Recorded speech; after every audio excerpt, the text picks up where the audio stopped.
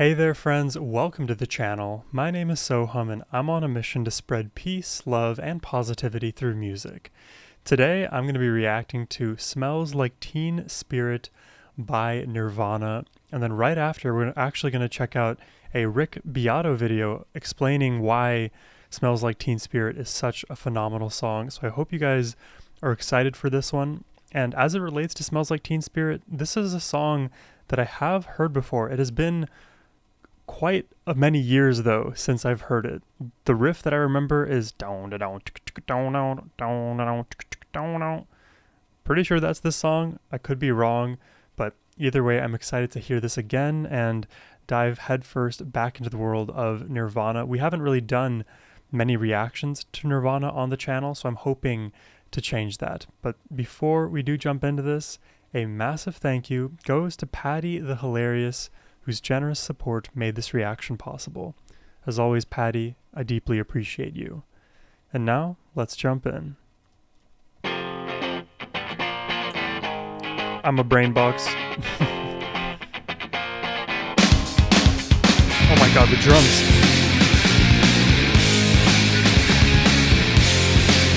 Dude, the drums are huge in this. And that bass is so meaty.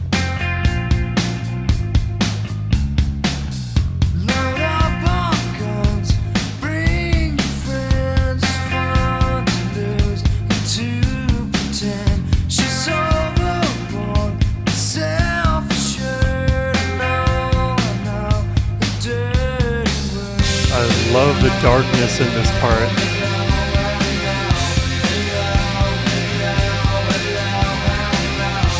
I don't remember this part though.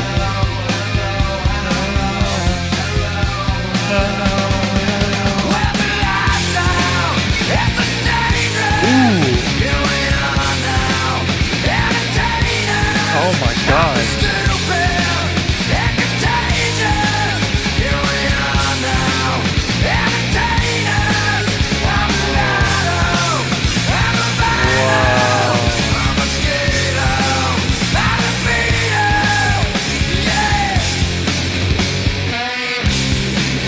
God, dude, so much has happened already. I gotta say, I love the unique blending of the pop rock intro with like the riff, because it sounded very pop rocky, and then we transition into like this mellow, grungier world, and then we return back to the original riff with a heavier vocal set, as well as just the surrounding instrumentation all being louder. And then we have this sort of like, I guess, post-chorus breakdown section, but you get all of the hits. You get the poppiness, you get the darkness, you get the heaviness, and then you get the post heaviness. That is a that is a roller coaster. You could draw it out and it would just literally look like that. So far so good. This is really good. I understand why this song gets so much critical acclaim. That's an Avenged Sevenfold song. Let's just go with acclaim.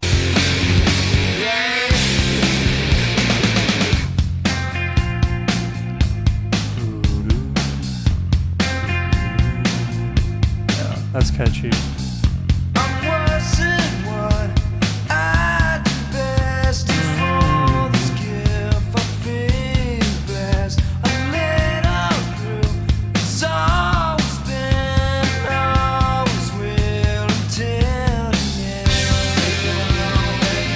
Love Kurt's voice.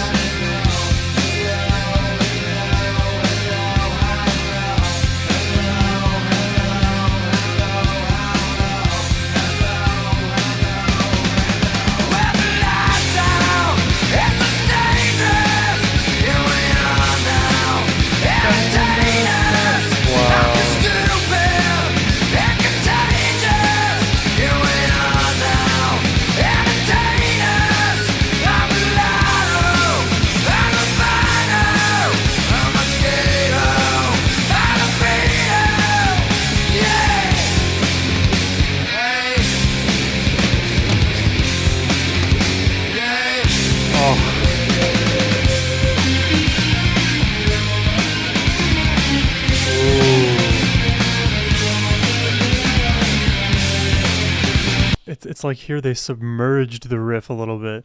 Do do do do do do do. But that's like the vocal melody we heard from earlier. Do do do do do do. Anyways, but ignore my singing.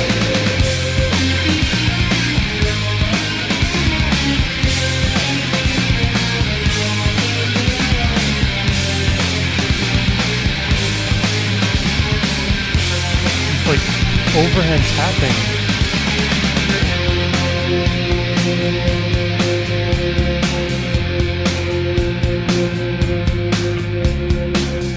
And I forget just what it is. So yeah, I guess Love the bass it line. makes me smile. I found it hard. It's hard to find a will, whatever, never mind.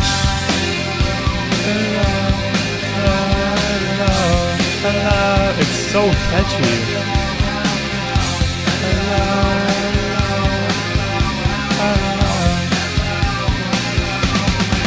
When the lights out, it's the stainless. Going on now, entertain us. I'm just stupid and contagious. Going on now, entertain us. I'm a lotto, I'm a rhino, I'm a mosquito, I'm a beetle.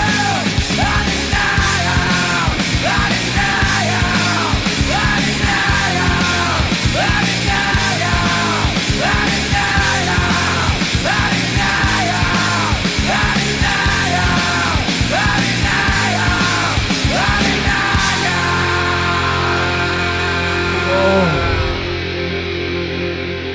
all. Oh my god, chills all over my body.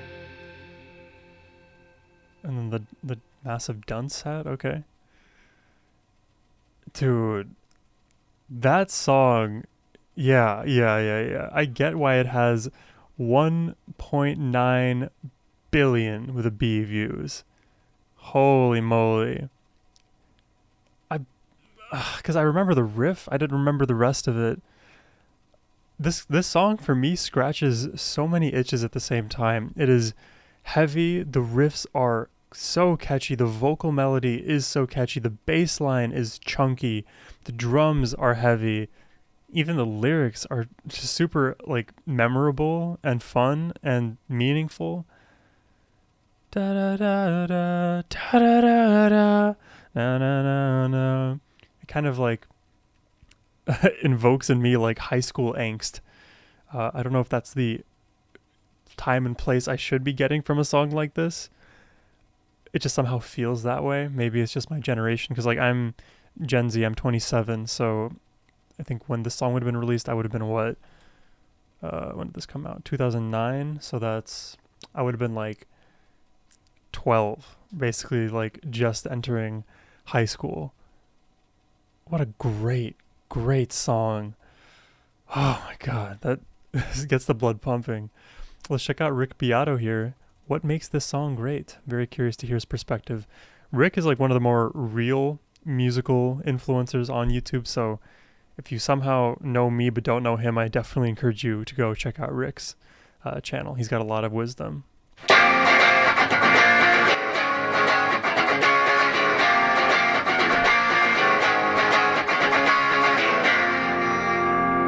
Hey everybody, I'm Rick Beato. On today's Everything Cool. Music, it's What Makes This Song Great, episode 90. The band is Nirvana, and the song is Smells Like Teen Spirit. Coming up next. Okay, I should have guessed that it's Teen Angst if the song Smells Like Teen Spirit. I totally omitted that from my brain.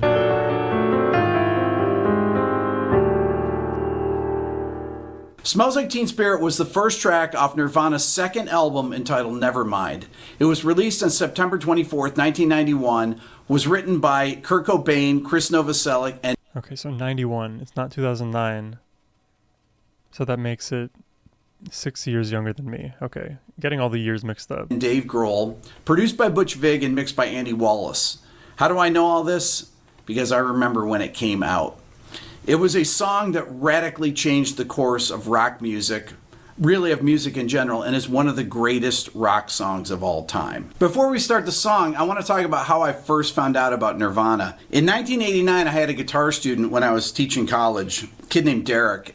He was an art student, but he took guitar lessons with me. One day he came in, he said, I want to play you this new group that I really like. And he brought in the Bleach album. I had a turntable because we didn't even have a CD player in my office. So we put on the album, and I started listening to it. I said, is this what you guys are into? I mean, I was in my 20s, you know? So, and he said, well, this is what I'm into. And I think this is amazing, this band. And I heard About a Girl, and I thought, wow, this is great. I haven't heard anything like this fresh, since I was a kid. And then, fast forward to 1991, Smells Like Teen Spirit, the video comes on MTV. I remember it like it was yesterday, watching it. I was like, it's a good video. That's Nirvana. Wow. What is this song? And that video just blew my mind. It was unreal. The power, the visceral nature of his vocals. It was a huge leap stylistically for them, these songs. Kurt Cobain was an amazingly good melody writer. But the addition, I think, of Dave Grohl in the band, especially on that tune, just pushed that band into the stratosphere. And it affected everyone. There was talk about the record before it even came out. I remember talking to friends of mine that worked at record labels. Oh man, you got to hear this new Nirvana record. It's unbelievable. The first single is going to blow up like crazy. You know, people say, oh, I thought it was going to sell 50,000 records or anything. But people that I knew that had heard the record freaked out about it. Let's talk about the intro of the song. Rick is a really good storyteller, by the way. I need to take some lessons from him. Also, guitar lessons wouldn't be too bad.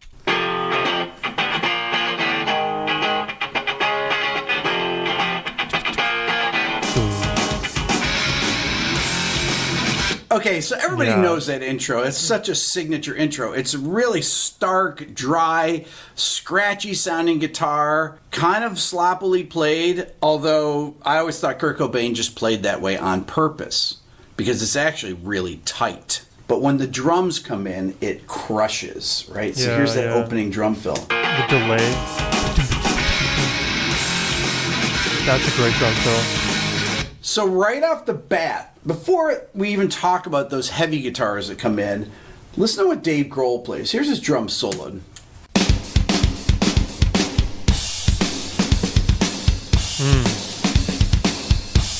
If you listen close... Where does he get this isolated mix? Does he have like the whole thing pulled up in a DAW somehow? I would love to just have access to these DAWs.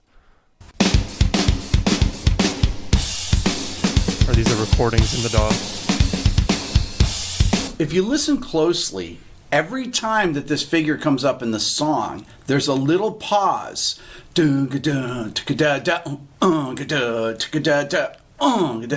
delays his kick drum because this is not quantized. And this makes the chorus so much powerful, that slight pause in there. Listen again. Listen. Right here.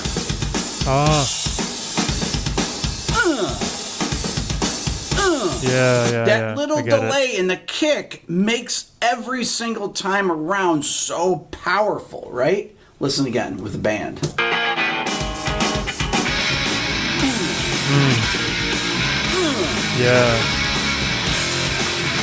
And then they go around 2 times. Why? Because it's cool. 2, 3. So one thing about Nirvana that pretty much everyone knows is that they have these sudden dynamics changes. This is something they got from the Pixies. I mean, this was really a signature thing of the band. Sudden dynamic changes. Kurt Cobain would use distortion pedals because they're really instant sounding. Turn it on, turn it off. So when it comes down to the verse, like a toggle with that drum fill, digga digga digga, with that snare fill right here, goes right with the guitar, digga digga digga, right? And then turns off the distortion. Opens up all the space. And you have that heavily chorused. Dude, he's so good at describing things, man. I need to get to this level of reaction just so I mean, he has so many years of expertise on me, but everything he's saying just makes perfect sense. Perfect fourth. We still don't have vocals yet. Here's the guitar solo. Listen. Oh. Yeah, it's shaking. Vibrato. It's just a perfect fourth interval. The notes C to F. And it has this beautiful chorus. It's right in time with the song, right? And that, along with the bass notes and the chord progression, creates this really interesting chord progression. The first chord is F5, just a power chord. The second chord is B flat sus2. Then we have A flat 6, then to D flat major 7. Now, before everybody starts saying, well, Kurt Cobain didn't really know what he was doing, that doesn't matter. Well, it's interesting. So this song is in F major, though it can be, the relative minor is in C minor. No, I guess not, because if he's playing F major, that would be a different scale. Never mind. Before everybody starts... Let me go back a bit. The first chord is F5, just a power chord. The second chord is B flat sus2. Then we have A flat 6, then to D flat major 7. Now, before everybody starts saying, well, Kurt Cobain didn't really know what he was doing, that doesn't matter. I know what he's doing, and I'm going to tell you what he's doing. That's really the essence of this. It doesn't matter if people know what they're doing if they can just do it intuitively. Kurt had an incredibly intuitive sense of melody that was very sophisticated. One of the most sophisticated melodic writers ever in rock and roll. When it breaks down to the verse, the bass goes to a simpler pattern. Do do da da da da do do do da da, with the same chords. Yeah, I caught F, that. B flat, A flat, D flat, and the drums play a really simple, one of the most simple drum patterns. Do do da do do da do do da, with a hi-hat in there, open A hi-hat. little syncopated. So that really sets up the mood, along with that guitar figure that happens that Kurt's playing. And then we're into the melody here. So here we go. Load up our guns, bring your friends, fun to lose and to pretend she's overboard, self-assured, Oh, the crack in his voice. So the scale that's being used in this is F minor or F Aeolian. minor. F, G, A flat, B flat, C, So F minor. I was thinking in reverse. So it's F minor, C major. D flat, E flat, back to F. Wait. I'm not going to speak anymore. So that's the only notes that are used pretty much in the melody for the whole song, except for in the chorus we'll talk about. There's one different note. But this melody jumps all over the place and uses really great notes of the chord. Let's take a look at it. Okay, the first phrase. load up our guns, bring your friends, fun to lose and to pretend. Kurt begins this melody on the fifth of the F chord, right? Load up on guns, bring your friends, it's fun to lose and to pretend. So he's playing the fifth, he's singing the fifth on the F power chord. And then he goes to the fourth, to the fifth of the B flat chord, then to the root of A flat, and then to the third of D flat. Then down to the fifth of F, and then right to the flat 6. There's your Aeolian sound. Yeah. And then to the ninth of B flat. It's interesting because I've been like, one of the scales that I'm most familiar with is C minor, so I always think in terms of C minor. F minor is not actually so different in terms of all of the absolute pitches you may play. It's just interesting to hear what scale degrees Kurt is using to create this melody, because now that Rick is saying that Kurt is such a good melody writer, and I love his vocal melody and the guitar melody, I mean, the whole melody, honestly, and every single instrument on this track deserves a second listen. In F minor, I wonder if we change the scale. Let's keep listening to Rick. Of F, and then right to the flat 6. There's your Aeolian sound. And then to the ninth of B flat, to the root of A flat, and this is the best part, to the major 7th of D, and then down to the ninth, or the second of F. All those upper extensions, a lot of ninths, 11ths, major sevenths, the third on here, but this. That's beautiful, Aura. Yeah. Da.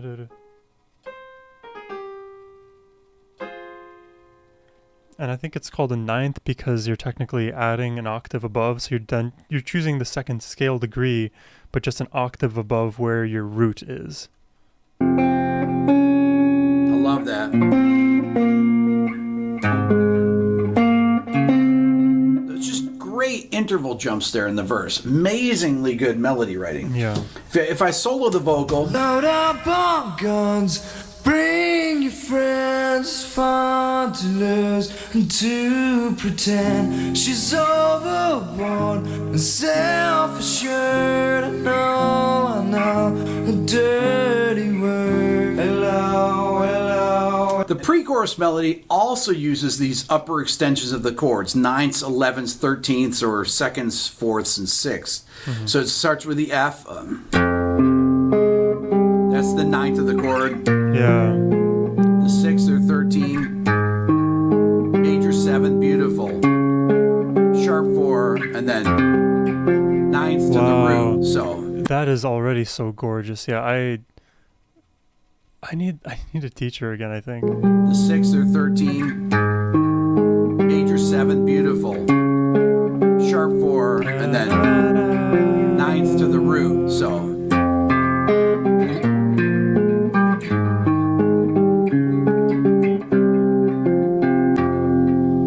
that's just a beautiful, haunting pre-chorus. All those upper extensions on the chord, or the use of the major 7th on the A flat chord and the sharp 4 on the D flat chord, just give it this really eerie, melancholy feel.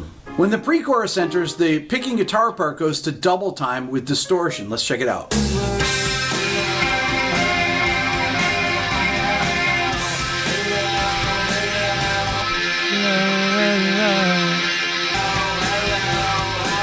And then, drum fill. Okay, that drum fill there, what I love about it and what is great about it is that the kick drum pedals underneath the snare fill. Let's listen to it.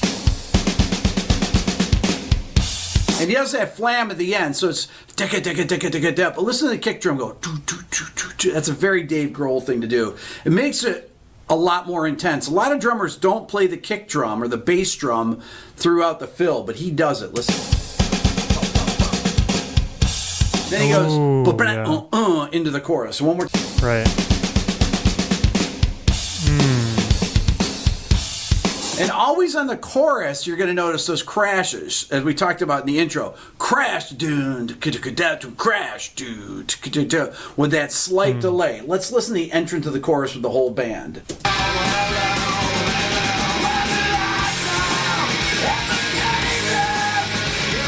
Let's listen to the vocals here in the chorus. This is the most incredible part of the song, is the vocal melody and the singing of the chorus. Here we are. Hello. With the lights out, it's dangerous. Here we are now.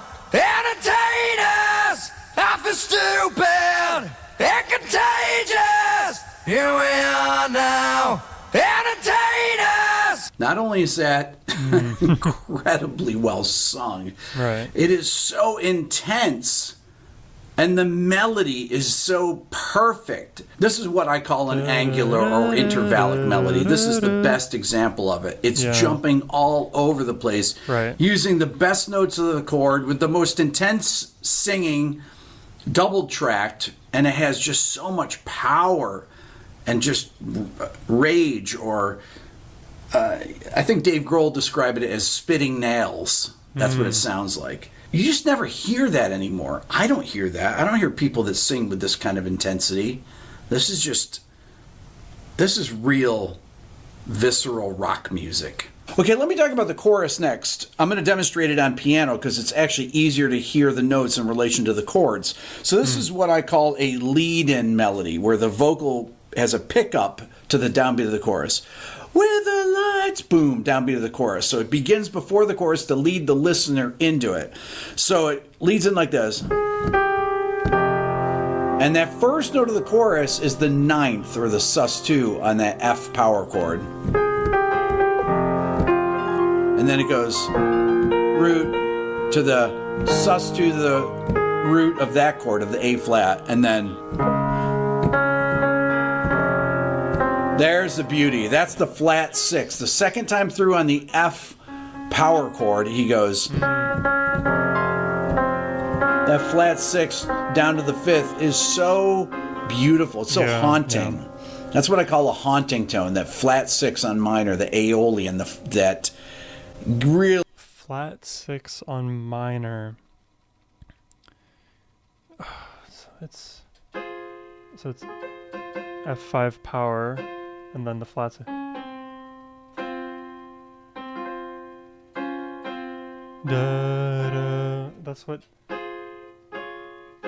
That's kind of what you get when you go from the minor 1 to the major 6th in the minor scale chord progression. So that's interesting that the 6 to the 5, so 1 3 6 1 3 5, is the haunting tone. That's good to know. I'm learning so much, guys. Down to the 5th is so beautiful. It's so haunting. That's what I call a haunting tone, that flat 6 on minor, the Aeolian, that really gives the sound, the sadness to it. And then, so there's all these big jumps. That jump there is a 7th. It's a flat 7 or minor 7th interval. On the D flat chord, it starts on the 5th to the sharp 4, and that sharp 4 is very melancholy sound. So that sharp 4 on the D flat chord goes to the 9th. So you have the sharp 4 to the 9th, and then resolving down. They're like appoggiaturus. This is a really sophisticated melody. It's haunting sounding because of the notes that Kurt chooses. The sus2s, the flat 6s, the sharp 4s. Those are intense notes, and that's a lot of melodic sophistication. I know you guys are saying he didn't know what he was doing. His ear led him to those notes, and that's really the genius of Kurt Cobain. Let's talk about this bridge section that happens right here.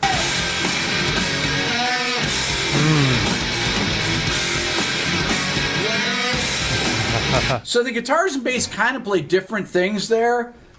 The guitars play this.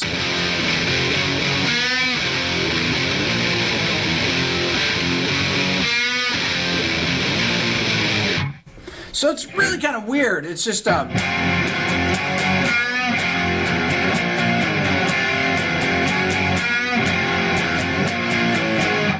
what it sounds like. It's kind of the first time it's played kind of sloppily, just to give a vibe, really. It's almost like there's not even anything there. It's just noise, just to add to the intensity of it. And the bass is playing this. You can't really even tell. Listen. Ooh. I love that bass part there. So the first time he goes, and then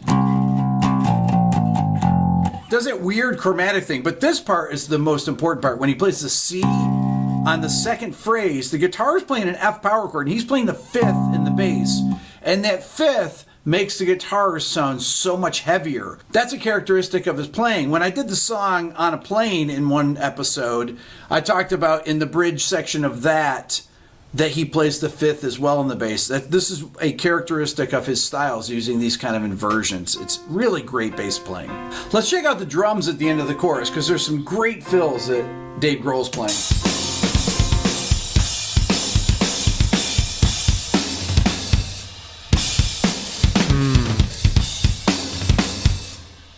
That is really cool. Love those, just those simple tom fills, but the really busy kick drum.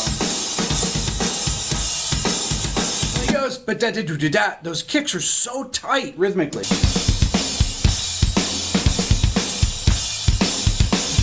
Yeah. And right there. But that's a total Dave Grohl. Oh, great yeah. skill. And then we're back to the verse.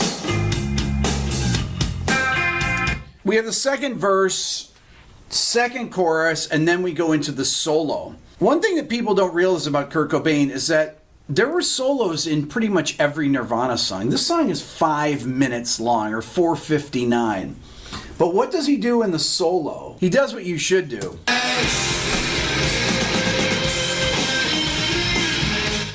Play the melody when in Wow, doubt. yeah. Play the melody. That's what I was mentioning in the reaction. You can never go wrong with playing the melody. There's the vocal melody there. And he plays the whole melody. Now, nowadays, this stuff would get cut. You'd never have the melody go through this many times in a guitar solo. And then we have this beautiful feedback. Then it turns into Oh, the sustain. Yeah. Yeah, this is real cool. oh well, whatever, never mind. Then we have this panning of the voices. Yeah.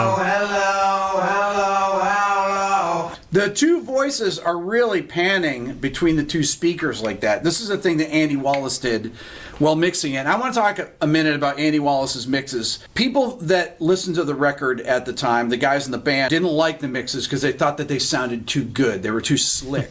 I love Butch Vig as a producer, but there is a version of Butch Vig's mix of Teen Spirit that came out on their box set. If that had been released, nobody would know who Nirvana was. The power of Andy Wallace's mixes are what made this song hit. That's the case on the whole record. His treatment of the vocals.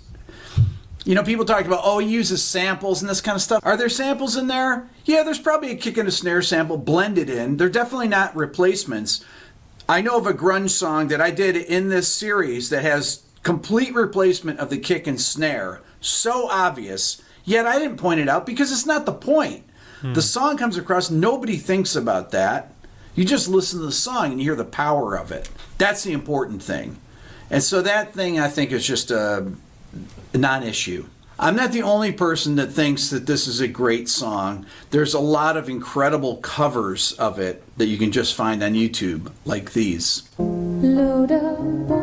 No way. I do reactions to Tori on the channel. I did not know she did a cover of Smells Like Teen Spirit. Holy. It's fun to lose and to pretend.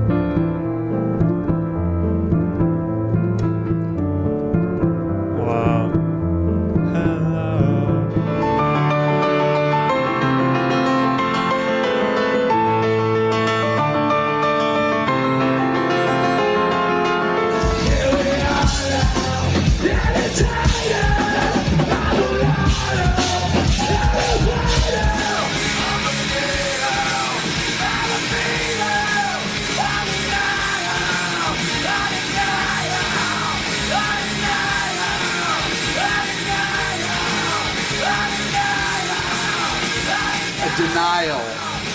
A denial.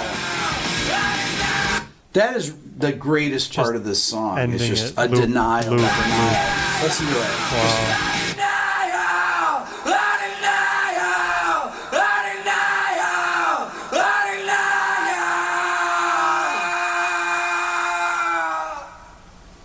Jesus, dude. That's all for now. Please subscribe here to my Everything Music YouTube channel. If you're a first-time viewer, don't forget to ring the bell. If you're interested in the Beato book, I already did that. You should do that for my channel too. you can go to my website at www.rickbeato.com. Follow me on Instagram at rickbeato1. Check out the new Beato ear training program. Go and watch the introduction video at beatoeartraining.com. And if you want to support the channel even more, think about becoming a member of the Beato Club. Thanks so much for watching. I love this piano melody too. Wow. Yeah. Whoa, this was, this was really amazing, and it just like makes me feel a little bit bad about myself because I wish I could explain these musical concepts as clearly as Rick was with the demonstration in real time. Like, that was a full-fledged deconstruction of every component of that song that even I didn't recognize some of the parts that were very nuanced and deep in the mix that Rick was able to draw from the song. And it just puts so much more appreciation into the song, or it gives me so much more appreciation for the song. Now, it's been, again, many years since I originally heard it, so hearing it again for the first time today was already such a fun experience, but this follow-up video explaining why all of those unique components that were so individually catchy and memorable stuck out so much and had the grip that it did on the, a listener base at that time, as well as, obviously in perpetuity now in the future. I'm really happy today. I'm definitely down to, again, do more Nirvana reactions on the channel, or, reactions of this nature where we hear the original and then hear a bit of a deep dive together. I hope you guys enjoyed my reaction today, at least getting to listen along to Rick with me. If you did and would like to request one yourself, you can do so by clicking the link in the description box below. But as always, my friends, I hope you have a wonderful rest of your day. I'm going to go ahead and learn this on piano. Take care, my friends. I will see you in the next one.